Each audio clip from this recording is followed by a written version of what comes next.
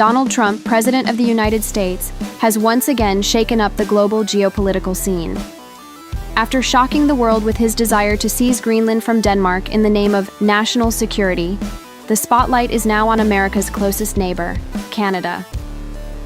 In Trump's view, Canada's northern territories are considered too vulnerable, too weak, and a potential loophole. Dangerous for the United States. According to several U.S. officials leaked to the media, Trump has increasingly questioned Canada's ability to protect its Arctic region from threats from Russia and China. In closed-door discussions with his advisors, he reportedly feared America would be adrift in the Western Hemisphere if the northern region wasn't completely secure. For Trump, the Arctic is no longer a remote region, but the key to the future of global power. This concern is not just talk. Trump believes Ottawa must spend significantly more on defense and increase its military capabilities in the icy region. The status quo is not enough, a U.S. official asserted. For Washington, Canada must improve or prepare for increasing pressure.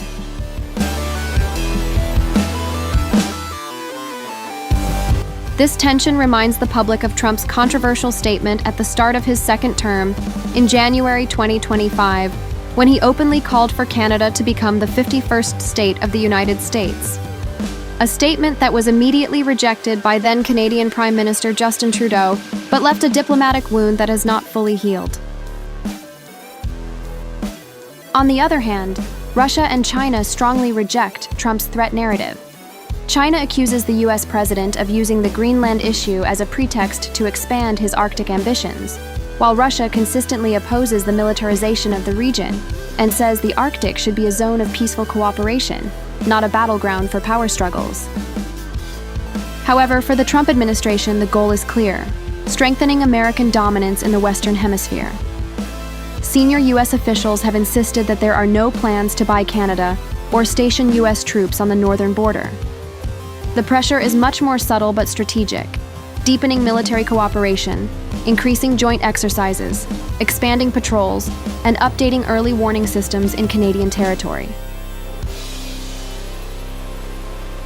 However, Washington's warning has sparked anxiety in Ottawa.